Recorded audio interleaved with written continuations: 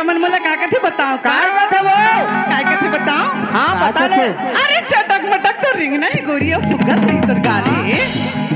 अरे चटक मटक तो रिंगना गोरिया फुग्गा सही तुर गाले। हाँ औ का कथे बताओ। आओ काय कहते। अरे देख तो मनु का गजब की माल है कथे। चाय पीने का मजा कब से नहीं। अरे चाय पीने का मजा कब से नहीं प्याली से आती है। अरे प्यार करने का मजा पत्नी से नहीं ये सारी से आती है।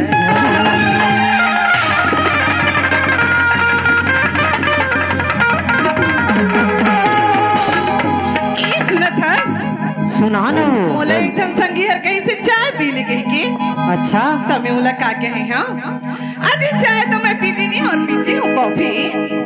अजी चाय तो मैं पीती नहीं पीती हूँ कॉफी। और इस सारे गांव के लड़कों के लिए ना मैं अकेली हूँ कॉफी। वो ना हाँ सुना था बताना एक बात कहा था। आई कही दी ना। तेरी होठ गुलाबी तेरी नैना शराबी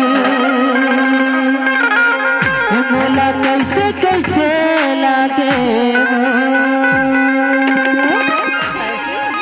सनसनानन साय साय साय साय सनसनानन साय साय साय साय सनसनानन साय साय साय साय सनसनानन साय साय साय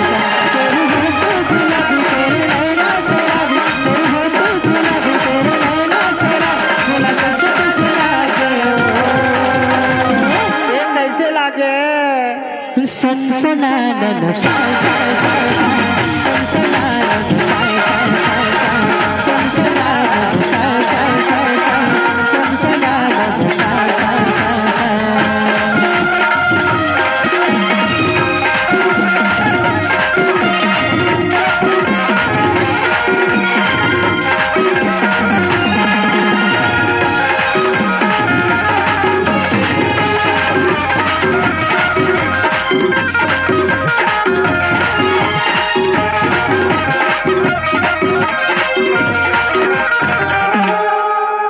पातर पातर कन्या लक्ष्मी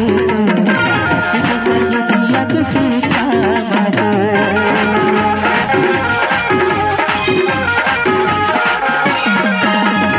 पातर पातर कन्या लक्ष्मी के सब दिया के कन्या तेरी चरखी जगा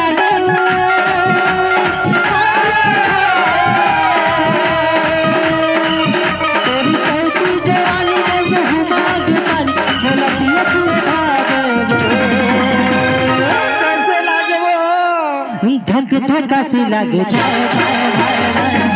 धका सी लगे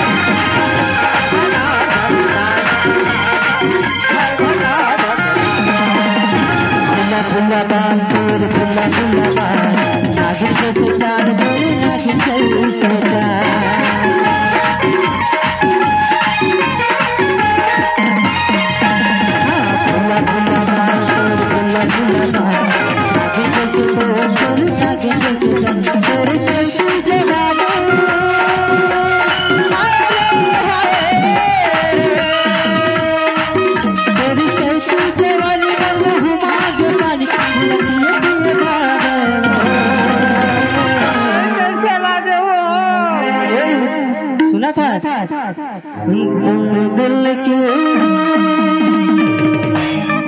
धड़कन में रहते हैं सनसनानन साय साय